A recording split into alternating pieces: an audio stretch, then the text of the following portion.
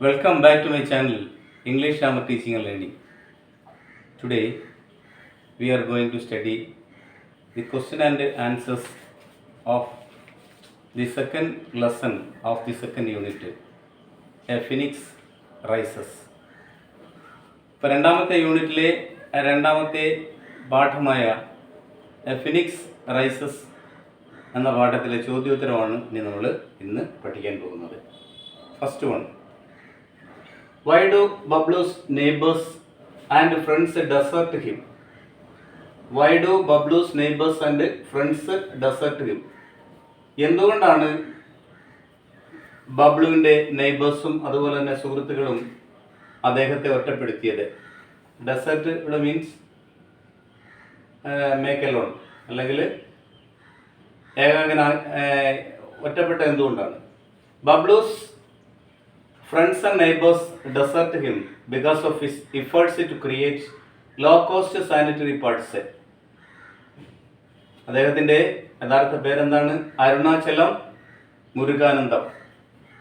അരുണാചലം മുരുകാനന്ദൻ്റെ കൂട്ടുകാരും അതുപോലെ തന്നെ അയൽക്കാരും അദ്ദേഹത്തെ ഒറ്റപ്പെടുത്താൻ കാരണം because of his efforts to create low cost sanitary pads, വില കുറഞ്ഞ സാനിറ്ററി പാഡ്സ് ഉണ്ടാക്കുന്നതിലുള്ള പ്രയത്നം, ആ പ്രയത്നത്തിന് വളരെ കൂടുതൽ വെല്ലുവിളികളെ നേരിടേണ്ടി വന്നു. Mensuration is A highly taboo subject in India, especially in rural areas. പ്രത്യേകിച്ച് റൂറൽ ഏരിയയിൽ, ഗ്രാമപ്രദേശങ്ങളിൽ ഈ മെൻസുറേഷൻ എന്ന് പറയുന്ന പദം പോലും നിഷേധിക്കപ്പെട്ട ആ വിഷയം എന്ന് പറയുന്നത് വളരെ നിഷേധിക്കപ്പെട്ട ഒരു സബ്ജക്റ്റ് ആയിരുന്നു. His neighbors and villagers noticed his experiments with animal blood. അപ്പോൾ മൃഗങ്ങളുടെ രക്തം കൊണ്ടാണ് അദ്ദേഹം പരീക്ഷണം നടത്തിയത്. അപ്പോൾ അത് പ്രത്യേകിച്ച് ഏർപ്പെട്ടിരിക്കുന്ന പ്രവർത്തനം എന്ന് പറയുന്നത് നിഷേധിക്കപ്പെട്ടതായതുകൊണ്ട് അദ്ദേഹത്തെ ഒറ്റപ്പെടുത്തുക എന്നുള്ള ഒരു രീതിയിലേക്ക് അത് മാറുകയായിരുന്നു. നെക്സ്റ്റ്, അപ്പോൾ അദ്ദേഹം നടത്തിയ പരീക്ഷണങ്ങൾ, എക്സ്പെരിമെന്റ്സ് വിത്ത് അനിമൽ ബ്ലഡ്. അപ്പോൾ ആ ബ്ലഡിൻ്റെ അബ്സർവേഷൻ മനസ്സിലാക്കാൻ വേണ്ടി അനിമൽ ബ്ലഡാണ് ഉപയോഗിച്ചത്. എന്നിട്ട് റബ്ബർ ട്യൂബ് ഉപയോഗിച്ചു. And concluded that he was either ഇൽ. ഇതൊക്കെ കണ്ടു കഴിഞ്ഞപ്പോഴത്തേക്കും അയൽക്കാർക്കും അല്ലെങ്കിൽ ആ വില്ലേജസിന് ഇദ്ദേഹത്തോട് തോന്നി എന്താണ്, ഇയാൾക്ക് എന്തോ അസുഖമാണ്. പൊസസ്ഡ് ബൈ ഈവിൾ സ്പിരിറ്റ്സ്, ഇയാളുടെ ദേഹത്ത് എന്തോ പ്രേതം ബാധിച്ചിരിക്കുന്നു. ഓർ എ പെർവേർട്ട്, അല്ലെങ്കിൽ ഇയാൾ എന്തൊരു വികൃതിക്കാരനാണ് എന്നൊക്കെ ആലോചിച്ചു. His wife and his family could not endure the constant gossip and public ridicule and they left him. അവസാനം എന്താ സംഭവിച്ചത്? His wife and his family, അദ്ദേഹത്തിൻ്റെ അമ്മ അതുപോലെ തന്നെ കുടുംബം, ഭാര്യ, ഇവർക്കൊന്നും ഇയാളുടെ ഈ പരീക്ഷണങ്ങളുമായി മുന്നോട്ട് പൊരുത്തപ്പെട്ടു പോകാൻ സാധിച്ചില്ല. Not endure means tolerate. Constant gossip, നിരന്തരമായിട്ടുള്ള ആ കിംവദന്തികൾ ഇയാളെക്കുറിച്ച്, ഇയാൾക്ക് എന്താണ്, വട്ടാണോ, ഇയാൾ എന്തിനാണ് ഈ മെൻസുറേഷനെ കുറിച്ചും അല്ലെങ്കിൽ ആർത്തവ ചക്രത്തെക്കുറിച്ചൊക്കെ ഇത്രയും കൂടുതൽ ചിന്തിക്കുന്നത്, ഇതിൻ്റെ പിറകെ നടക്കുന്നു എന്നൊക്കെ ആളുകൾ പറഞ്ഞ് കളിയാക്കാൻ തുടങ്ങി. അങ്ങനെ ഒരു പബ്ലിക് റെഡിക്യൂളിന് വിധേയമായി. അദ്ദേഹം ലെഫ്റ്റിലും, അങ്ങനെ അദ്ദേഹം ഒറ്റപ്പെടുകയാണ്. Thus he deserted from his friends and neighbors. Okay. Next we come to the second question. Why does Bablu continue his experiments? ഒരുപാട് പ്രതിസന്ധികളെ തരണം ചെയ്ത് ആണെങ്കിൽ തന്നെയും ബബ്ലു അല്ലെങ്കിൽ അരുണാചലം മുരുകാനന്ദം അദ്ദേഹത്തിൻ്റെ പരീക്ഷണങ്ങൾ തുടർന്നുകൊണ്ടേയിരുന്നു. ബബ്ലു continues his experiments because of his following reasons. അതിൻ്റെ പ്രധാനപ്പെട്ട കാരണങ്ങൾ താഴെ പറയുന്നു. Number 1, initial motivation. ആദ്യമായിട്ട് ഇതിന് തയ്യാറെടുക്കുന്നതിന് ഒരു പ്രാരംഭമായി അദ്ദേഹത്തിന് പ്രചോദനം നൽകിയത് തൻ്റെ വൈഫ് വൃത്തിഹീനമായ പഴന്തുണിയുമായിട്ട് ടോയ്ലറ്റിൽ പോകുന്ന കാഴ്ച. അതാണ് initial motivation that he got from his wife.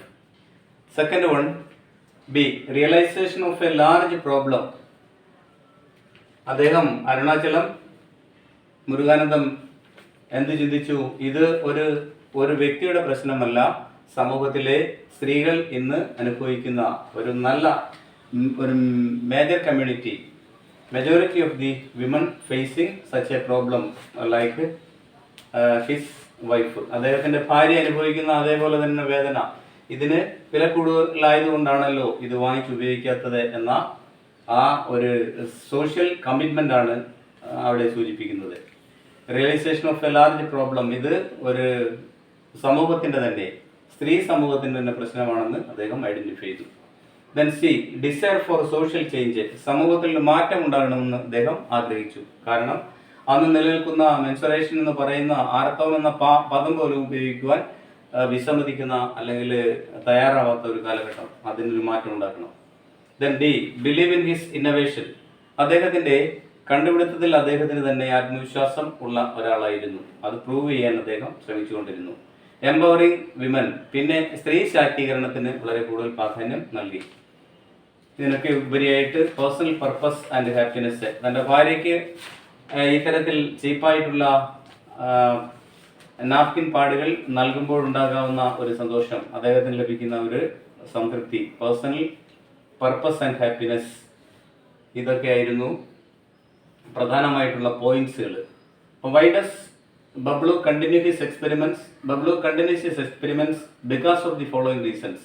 A. Initial motivation. B. Realization of a large problem. C. Desire for social change. D. Believe in his innovation. Empowering women. Personal purpose and happiness. Next.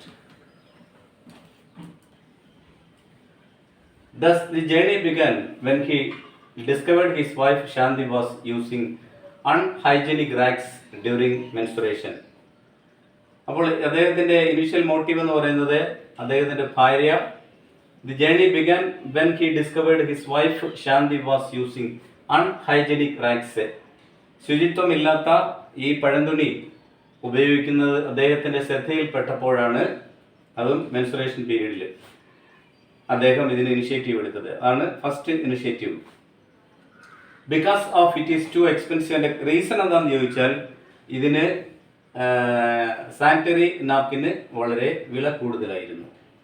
രണ്ടാമത്, he understood that A significant majority of women in rural areas facing the same situation like his wife, അദ്ദേഹത്തിൻ്റെ ഭാര്യ അനുഭവിക്കുന്ന അതേ രീതിയിലുള്ള ബുദ്ധിമുട്ടുകൾ ആ ഗ്രാമത്തിലെ സ്ത്രീകൾ അനുഭവിക്കുന്നുണ്ടെന്ന് അദ്ദേഹം നന്നായി മനസ്സിലാക്കി.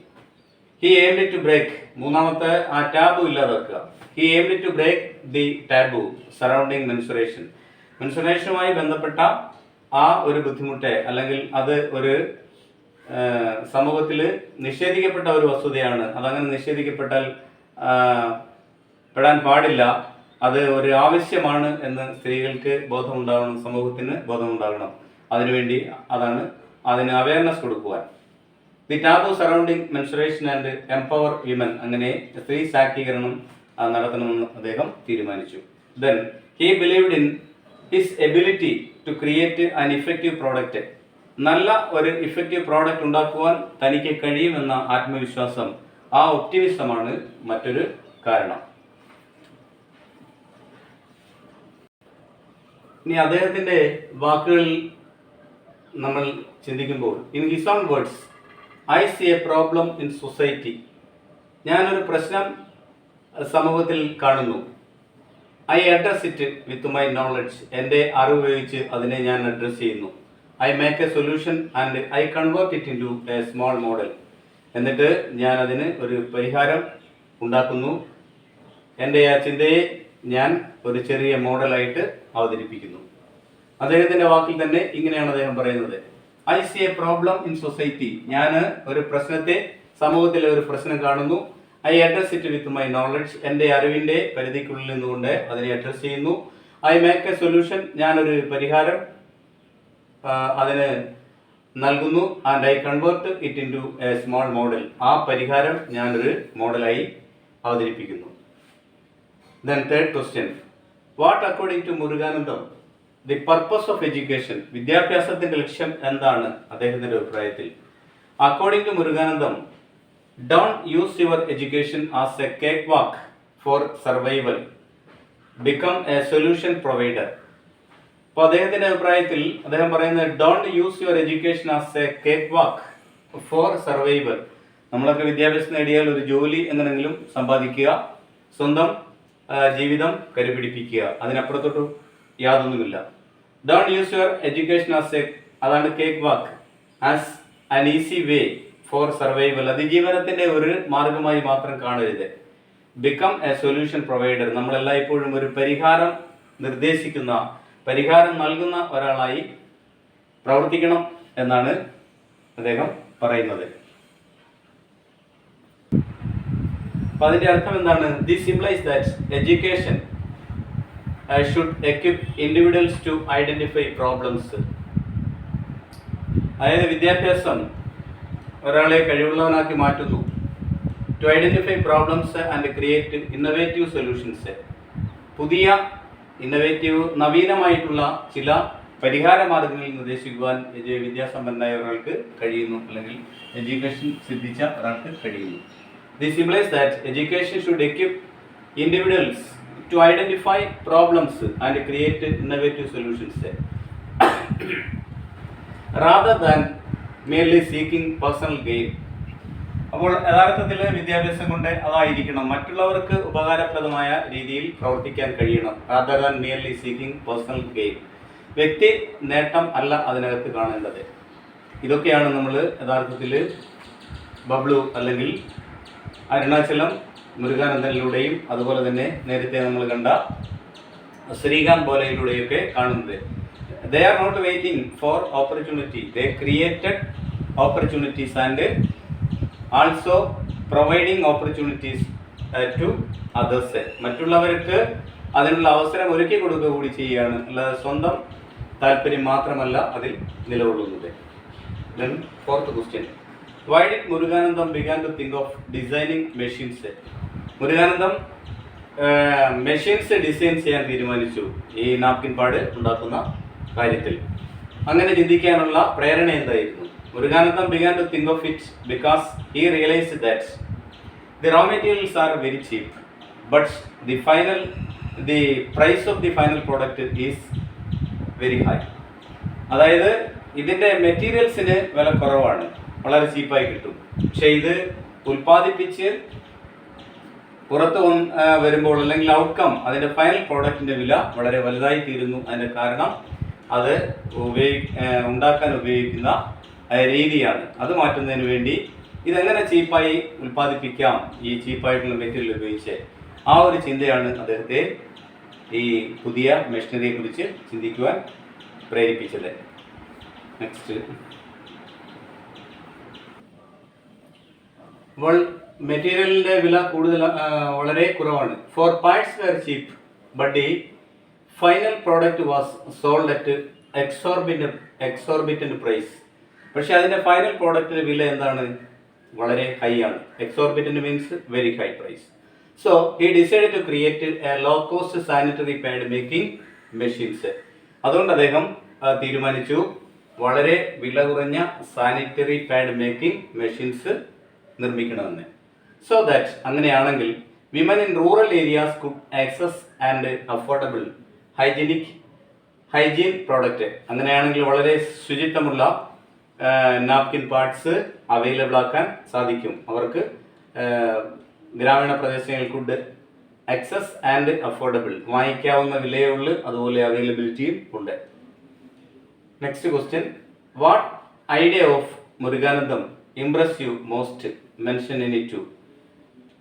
മുരുകാനന്ദന്റെ പ്രവർത്തനങ്ങളിൽ അദ്ദേഹത്തിന്റെ ആശയങ്ങൾ ഏറ്റവും കൂടുതൽ അദ്ദേഹത്തിന്റെ ആശയങ്ങൾ നിങ്ങളിൽ സ്വാധീനം ചെലുത്തിയിട്ടുള്ളത് ഏതാണ്? ഏതെങ്കിലും രണ്ടെണ്ണം പറയുക. അപ്പോൾ അദ്ദേഹത്തിന്റെ രണ്ട് പ്രവർത്തനങ്ങൾ പ്രധാനമായിട്ടും നമ്മളെ അട്രാക്ട് ചെയ്യുന്ന innovation for social good and breaking taboo through resilience are the two ideas that most impress me. എന്നെ ഏറ്റവും കൂടുതൽ സ്വാധീനിച്ച രണ്ട് പ്രധാന ഘടകങ്ങൾ ഏതൊക്കെയായിരുന്നു? ഇന്നോവേഷൻ ഫോർ സോഷ്യൽ ഗുഡ്, പൊതു നന്മയ്ക്ക് വേണ്ടിയുള്ള നവീകരണം അല്ലെങ്കിൽ കണ്ടുപിടുത്തം. അതിന് ബ്രേക്കിംഗ് ടാബു, അതിനെ പൊട്ടിക്കുക. ബ്രേക്കിംഗ് ടാബു ത്രൂ റെസിലിയൻസ്, പ്രതിരോധശേഷി അല്ലെങ്കിൽ കഴിവ് കൊണ്ട് തന്നെ ആ അറിവ് കൊണ്ട് തന്നെ ഈ പ്രതിബന്ധങ്ങളെ അല്ലെങ്കിൽ അന്ന് നിഷേധിക്കപ്പെട്ട ചില ആചാരങ്ങളെ തകർക്കാൻ കഴിയുക. ഈ രണ്ട് ഐഡിയയാണ് ആ 2 ideas that most impress me. Muruganandam focused on solving A real complicated problem. യഥാർത്ഥത്തിൽ മുരുകാനന്ദയുടെ ശ്രമിച്ചത് എന്താണോ യഥാർത്ഥത്തിലുള്ള പ്രശ്നം, അത് പക്ഷേ കോംപ്ലിക്കേറ്റഡ് ആണ്. അപ്പോൾ സങ്കീർണമായ പ്രോബ്ലത്തെ, അതായത് മെൻസ്ട്രുവൽ ഹൈജീൻ, അത് തന്നെയാണ് ആർത്തവ ചക്രത്തിൽ ഉണ്ടാകാവുന്ന ആ ഒരു ശുചിത്വമില്ലായ്മ. അതിനുവേണ്ടി he believed that social changes begins with uncomfortable conversations. രഹസ്യമായുള്ള ചില ചർച്ചകളിൽ നിന്നാണ് പുതിയ പല ആശയങ്ങളും ഉണ്ടാകുന്നത്. ഇവിടെ സാനിറ്ററി പാഡിന് ചില കമ്പനി ഇട്ടിരിക്കുന്ന പേര് വിസ്പർ എന്നാണ്. അപ്പോൾ വിസ്പർ എന്ന് കേൾക്കുമ്പോൾ തന്നെ അവിടെ ഒരു അൺകംഫർട്ടബിൾ കോൺവെർസേഷനിൽ നിന്നാണ് ഈ ഒരു ടേം തന്നെ ഉണ്ടായത്. Despite he faced many challenges, ഇങ്ങനെയൊക്കെ ഒരുപാട് പ്രതിസന്ധികൾ നേരിടേണ്ടി വന്നെങ്കിലും he never gave up his experiments, അദ്ദേഹം ഒരിക്കലും ആ പരീക്ഷണങ്ങൾ ഉപേക്ഷിക്കാൻ തയ്യാറായില്ല, അത് കണ്ടിന്യൂ ചെയ്തു. And rises like a phoenix, ഒരു ഫിനിക്സ് പക്ഷേ പോലെ ഉയർന്നു വരികയായിരുന്നു. ആര്? നമ്മുടെ ബബ്ലു എന്ന ട്വിങ്കിൾ ഖന്നയുടെ കഥാപാത്രം ആയ അരുണാചലം മുരുകാനന്ദം. അദ്ദേഹം ആരാണ്? യഥാർത്ഥത്തിൽ ഒരു പത്മശ്രീ അവാർഡിന് വിധേയനായ വ്യക്തിയാണ്. Okay, I hope that you understood these 5 questions and answers related to a phoenix rises. അപ്പോൾ എ ഫിനിക്സ് റൈസസ് എന്ന പാഠവുമായി ബന്ധപ്പെട്ട 5 ചോദ്യങ്ങളാണ് നിങ്ങൾ ടെസ്റ്റിൽ കൊടുത്തിരിക്കുന്നത്. അത് നമ്മളിവിടെ ഈ 5 ചോദ്യം ഇവിടെ ഡിസ്കസ് ചെയ്ത് കഴിഞ്ഞു. Please study well. Your examination is coming soon. അപ്പോൾ ഫസ്റ്റ് ടൈം എക്സാമിനേഷൻ ഏതാണ്ട് 29-ാം തീയതി അവസാനിക്കത്തക്ക രീതിയിൽ 18-നോ മറ്റോ ആരംഭിക്കുമെന്ന് തോന്നുന്നു. അപ്പോൾ നന്നായി പഠിക്കുക. Okay, please subscribe, share and support me. Thank you so much.